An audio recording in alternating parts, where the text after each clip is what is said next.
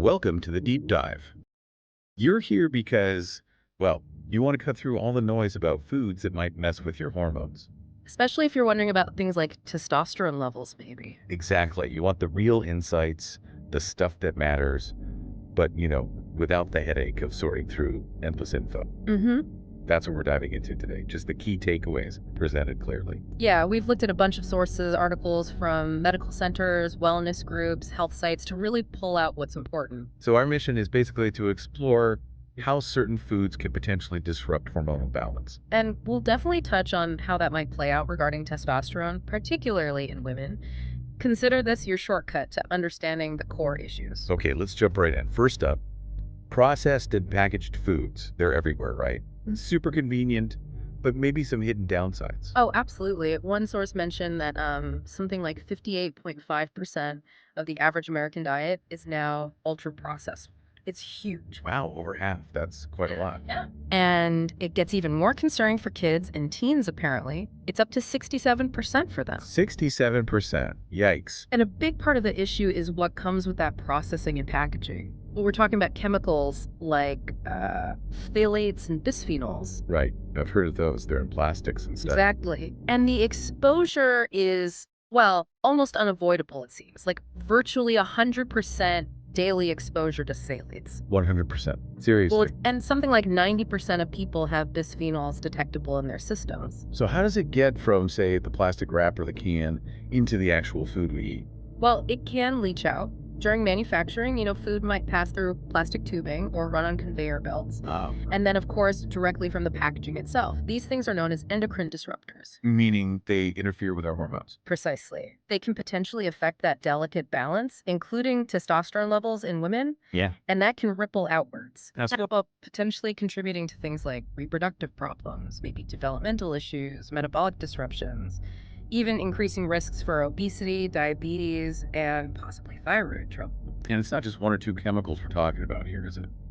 Seems like there could be loads. Oh, thousands. One source mentioned over 10,000 chemicals used in food or materials that touch food. 10,000. Yeah. And get this, about 1,000 of those are considered generally recognized as safe or GRAS, often without needing formal FDA approval. That doesn't sound quite right. So constant low-level exposure. That's the question, isn't it? What are the long-term effects? Okay, this sounds a bit overwhelming. Yeah. What can you actually do? How do you minimize this stuff? Right, good question.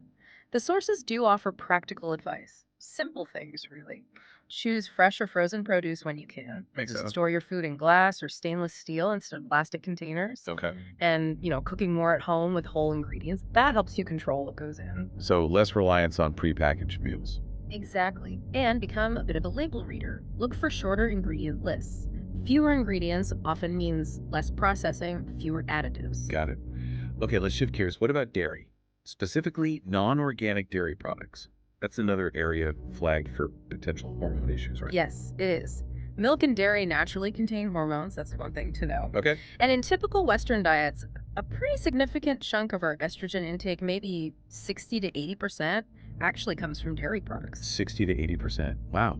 So that natural estrogen can influence our own balance, like the estrogen testosterone balance in women. It potentially can, yes. It's all about balance. And beyond the naturally occurring ones like estrogens, progesterone, even androgens, well, conventional milk often has significantly higher levels of things like bovine growth hormone, BGH, maybe 20 times more than organic milk, according to some sources. 20 times. That's a huge difference. It is. And milk from cows that are pregnant also naturally contains higher estrogen levels. So what are the potential health effects of all this? Well, some research links these higher hormone levels in conventional dairy to reproductive health concerns. Such as? For example, one study suggested a link between high intake of low-fat dairy and a significantly increased risk of ovulatory infertility. Like maybe an 85% higher risk. 85%. That's startling. It is, and there are also ongoing discussions and research about possible links to certain hormone-sensitive cancers, breast, prostate, endometrial, though that's complex. So should we just ditch dairy altogether then? Not necessarily. It's more about making informed choices. Organic dairy is a key option. Because it's regulated differently. Exactly. Organic standards ban the use of synthetic growth hormones and reproductive hormones. They have to meet strict USDA rules. Okay. Some sources even mention specific brands known for testing. Hmm. But generally, looking for that USDA organic seal or labels saying RBGH free can help you find dairy produced without those added synthetic hormones. Right. Good tip. Okay, next up, artificial sweeteners. Often sold as the healthy swap for sugar, but are they really neutral for our hormones? That's the $1 million question, isn't it? They're calorie free, which is the appeal, but emerging research suggests they might not be hormonally inert. How so?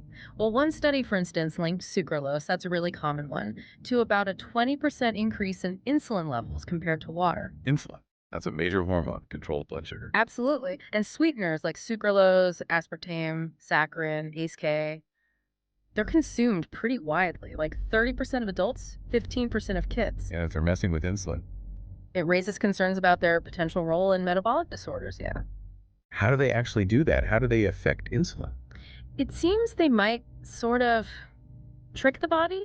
The sweetness signals that sugar is coming, so the pancreas might release insulin anyway. Even without actual sugar. Potentially, yes. And some research suggests that regular consumption might even, over time, reduce the activity of insulin receptors. That could contribute to insulin resistance. Hmm. With sucralose specifically, there's also evidence it might take the body longer to clear insulin after it's released. Okay, so not quite the free pass, some people think.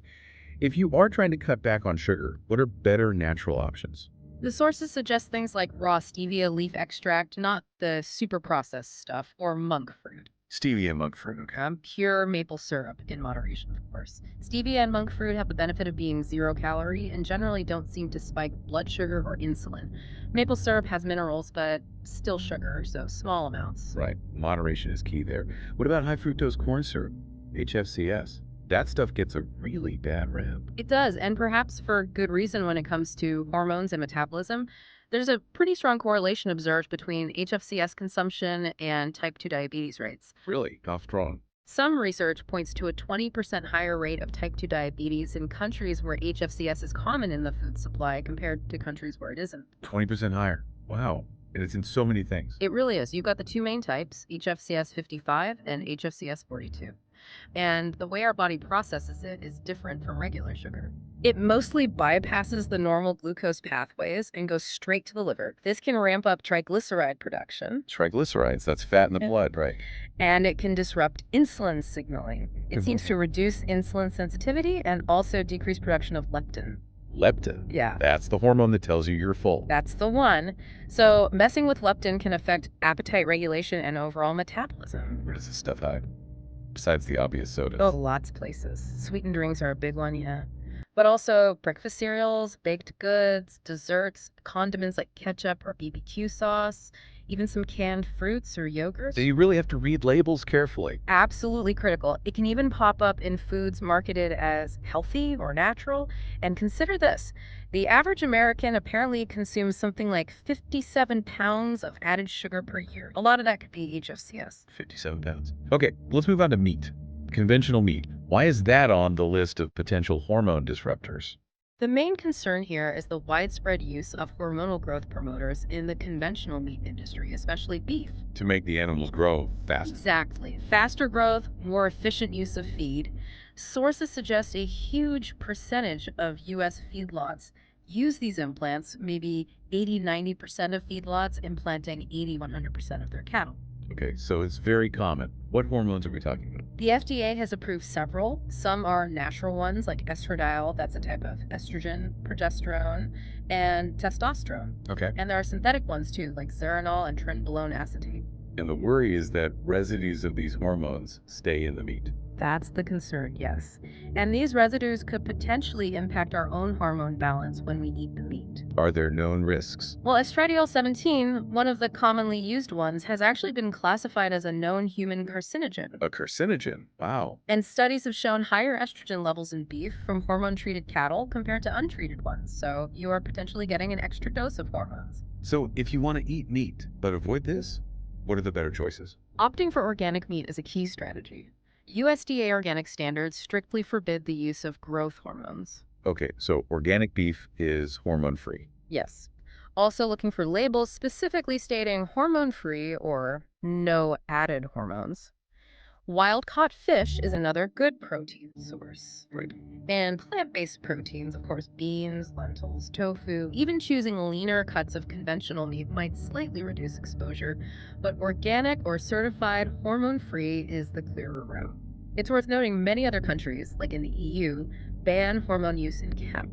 Interesting. Okay, what about soy? Tofu, edamame, soy milk. There's always so much debate about soy and hormone, Yeah, soy is complex. The reason for the debate is its high concentration of isoflavones. which are phytoestrogens, right? Plant estrogen. Exactly. They have a structure similar to human estrogen, but they're much, much weaker. Like maybe 1,000 times less potent. Okay, much weaker. So how do they affect us? It really depends. It can depend on your own existing hormone levels and also how your body metabolizes these isoflavones. It's not the same for everyone. No, around 30 to 50% of people have gut bacteria that can convert one isoflavone, daidzein, into a more potent form called equal. So their response might be different. Oh, okay. And processing matters too. Fermented soy, like tempeh or miso, might have more bioactive compounds. Whole soy foods like tofu and edamame are sort of in the middle. Yeah. Highly processed soy isolates often have fewer isoflavones. Is there a general guideline for how much soy is considered safe or reasonable? Most research suggests that moderate consumption, maybe around 25 to 50 milligrams of isoflavones per day, is generally safe for most adults. Okay. Very high intakes, though, might potentially affect things like menstrual cycle length or early hormonal development in babies fed soy formula exclusively. The general advice seems to favor whole soy foods over highly processed soy ingredients and just keeping it in moderation as part of a balanced diet. Right, moderation again. Okay, let's talk about canned foods. Convenient, but you mentioned bisphenols earlier, BPA. That's in can linings. Yes, BPA, bisphenol A, is a synthetic estrogen used in the epoxy linings of many food and drink cans to prevent corrosion. And exposure is widespread. Incredibly widespread. Like 95% of Americans might have detectable levels in their bodies, and cans are a major source. Which canned foods are worst for BPA? Some studies point to things like canned pasta meals and soups as having particularly high levels. Okay. And the amount can really jump up if you eat multiple servings. One source suggested eating 3 servings of certain canned foods could increase your BPA exposure by something like 1,000% compared to fresh food. 1,000%. Wow. What about cans labeled BPA free? Are they safe? It's complicated. While many companies are moving away from BPA, you have to be a bit cautious. Nice that. Sometimes the replacement chemicals like BPS or BPF might have similar hormone disrupting effects. We don't always know if the alternative is actually safer. And even some glass jars with metal lids might still use BPA in the lid lining. Also, plastics with recycle codes 3 or 7 often contain BPA or other bisphenols. So what's the best way to store food then? Generally, avoiding heating food in cans or storing acidic foods like tomatoes in cans for long periods. Opting for glass or stainless steel containers is usually safer. Borosilicate glass is particularly good as it's very stable. Even though the FDA banned BPA in baby bottles, it's still in can linings. Yes, it's still permitted in can linings for other foods. And current estimates suggest our dietary exposure is still quite a bit higher than levels considered safe by some agencies. Okay. Something else convenient. Microwave popcorn. Quick snack. But what's the issue there? The bags. The bags themselves often contain chemicals called PFAS, and polyfluoroalkyl substances. PFAS. What do? They make the bag resistant to grease and oil. But studies have found these PFAS chemicals in pretty much all microwave popcorn bags tested. And they get into the popcorn. Yeah, they can migrate from the bag lining into the popcorn, especially when heated with the oil. Regular consumption, like daily, has been linked to significantly higher PFAS levels in people's blood. Wasn't there something about the butter flavoring too? Yes, historically there were concerns about a chemical called diacetyl used in artificial butter flavoring, linked to lung issues in factory workers. Many companies have removed it, but the PFAS issue in the bags remains. So what are the health risks of PFAS? Are they endocrine disruptors too? They are considered endocrine disruptors, yes. Exposure has been linked to a range of issues: decreased fertility, liver and kidney damage, thyroid problems, developmental issues in kids, even an increased risk of certain cancers. That's quite a list. So if you love popcorn, what's a safer way to make it? Air popping is probably the healthiest, no oil needed, no chemical lined bag. Yeah. Or you can make it on the stovetop in a regular pot with safe oil like coconut or olive oil. There are also reusable silicone or glass microwave poppers you can buy. Basically making it yourself from kernels avoids the bag issue. Exactly. You control the ingredients, avoid the PFAS. Good to know. Let's talk seafood now. Farmed fish versus wild caught. Are there hormone concerns with farmed fish? There can be, yes. It's often related to the conditions of fish farming. Because fish are raised in crowded pens, there's a higher risk of disease. So they use treatments. Yes, often antibiotics, pesticides, and disinfectants are used to manage these diseases, and residues of these chemicals can potentially end up in the fish we eat. Any specific contaminants to worry about? While PCBs, polychlorinated biphenyls, are one concern, some studies found levels in farmed salmon to be significantly higher, maybe even 10 times higher than in wild salmon. 10 times. Wow. There's also the issue of microplastics in the water, which can carry endocrine disruptors and be ingested by the fish. And the feed used for farmed fish can sometimes be a source of contaminants, too. Are hormones actually used in fish farming? In some parts of the world, yes. Hormones like 17-ethyl testosterone might be used to influence the sex of the fish, for example. This is an endocrine disruptor itself, and residues could potentially get into the environment. So what are the safer, more sustainable fish choices? Looking for fish raised in land-based closed-loop systems can be a good option as it limits environmental contamination. Okay. Also, seeking out farms certified as hormone-free and antibiotic-free or those using natural feed sources. It's worth noting that U.S. regulations actually prohibit the use of growth hormones in fish farming. Oh, that's good to know for U.S. farmed fish. Yes, but looking for certifications can still provide extra assurance about antibiotics and other practices. Wild caught is often preferred, but sustainability is another factor there. Right, a complex issue. Okay, coffee. Many people can't start their day without it, but conventional coffee is on the list. Why? The main issue highlighted is pesticide residue. Coffee is apparently one of the most heavily sprayed crops globally. Pesticides. And those can affect hormones. Yes, residues of certain pesticides commonly used on coffee have been linked in some studies to metabolic problems, possibly increasing the risk of obesity. They can act as endocrine disruptors. Okay, so pesticide exposure is one thing. Does coffee itself affect hormones beyond the pesticides? Yes, the caffeine. Caffeine stimulates your adrenal glands to release cortisol, the main stress hormone. The stress connection. Right. And this cortisol boost can last for up to 6 hours after you drink coffee. 6 hours. Yep. Now, if you drink coffee regularly, that spike might be smaller than in someone who rarely drinks it, but it's still there. If you're already stressed. Then the coffee can push those cortisol levels even higher, potentially contributing to overall hormonal imbalance if it's happening constantly. So if you enjoy coffee, what's the workaround? Opting for organic coffee is the main suggestion. That way, you avoid the potentially hormone disrupting pesticide residues while still getting the antioxidants coffee offers. Organic helps avoid the pesticides. What about the cortisol spike? Well, being mindful of when you drink it might help. Some suggest avoiding coffee during your natural peak cortisol hours, which for most people is early in the morning, right after waking up. Maybe wait an hour or two. Interesting timing tip. Okay, how about GMO crops? Mhm. Genetically modified organisms. How do they factor into hormone health? Well, GMOs are incredibly common in the US food supply, especially things like corn and soybeans engineered to resist herbicides. Right, like Roundup Ready crops. Exactly. The concern raised by some sources is that the genetic modification itself, which alters protein production in the plant, might potentially increase the risk of endocrine or metabolic disorders in those who consume them. Which foods are most likely to be GMO? Corn and soybeans are the big ones, but also canola, cotton for cottonseed oil, and sugar beets, which are used to make sugar. So lots of processed foods then. Definitely. Since corn and soy derivatives are in so many processed items, avoiding GMOs often means reducing processed food intake overall. Some estimate 80% of processed foods contain GMO ingredients. Is there actual research linking GMOs to hormone changes? Some lab studies cited in the sources have suggested connections.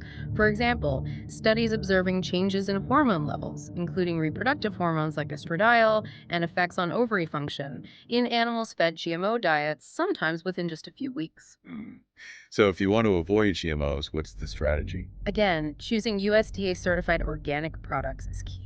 Organic standards prohibit the use of GMOs. Organic covers GMOs too. Yes, and focusing on whole, unprocessed foods naturally reduces your exposure since GMOs are much more prevalent in processed items.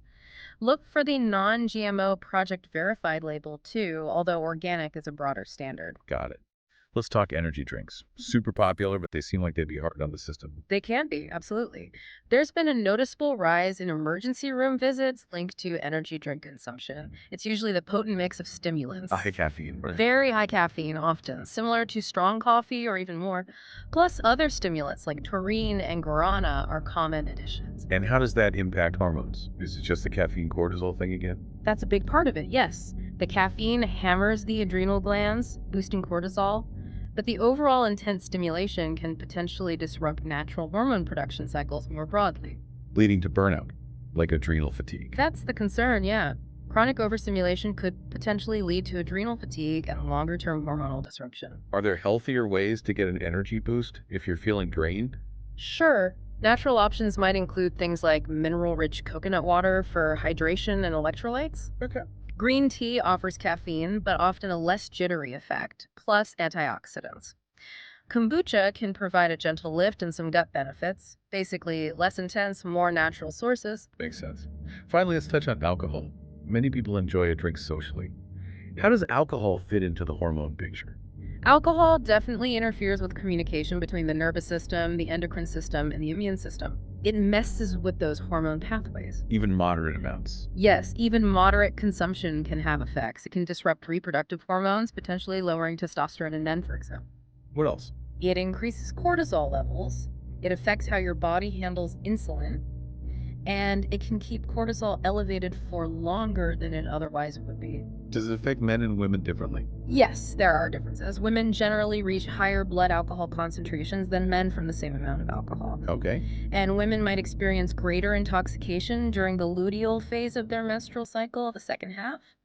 Also, women are unfortunately at higher risk of alcohol related liver disease than men, especially with heavy consumption. What's officially considered moderate drinking, generally? Guidelines often define it for women as no more than 7 drinks per week and no more than 3 on any single day. 7 a week, 3 a day max for women. Right. But, and this is important, individual factors really matter. Your body composition, your baseline hormone levels, any medical conditions, medications you take, stress levels, all of these can change how alcohol affects you. So the guidelines are just a starting point. Exactly. And some research even suggests that for optimizing hormone balance, maybe even moderate drinking carries more risks than not drinking at all. It's something to consider. Wow. Okay. We have covered a lot of ground today. Processed foods, dairy, sweeteners, meat, soy, canned goods, popcorn, fish, coffee, GMOs, energy drinks, alcohol. It really paints a picture, doesn't it? How much our everyday food and drink choices can potentially influence our hormonal systems. Definitely.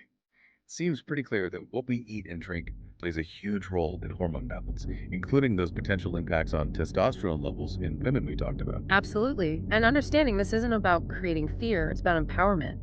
Knowing this allows you to make more conscious choices for your own health. It really does give you a lot to think about, considering just how common so many of these potential disruptors are in our modern diets. It makes you wonder, what small changes could actually have the biggest impact on your own hormonal health journey? That's a great question for everyone listening to reflect on. It's not about overhauling everything overnight, necessarily. Maybe it's swapping microwave popcorn for air popped, or choosing organic coffee, or cutting back on sugary drinks. Small steps add up. Yeah, definitely food for thought. And of course, digging deeper into areas that resonate with you and talking things over with a doctor or a qualified health professional for personalized advice is always a good idea. Couldn't agree more. Exploring this connection between diet and hormones is really an ongoing journey of learning what works best for your individual body and well being.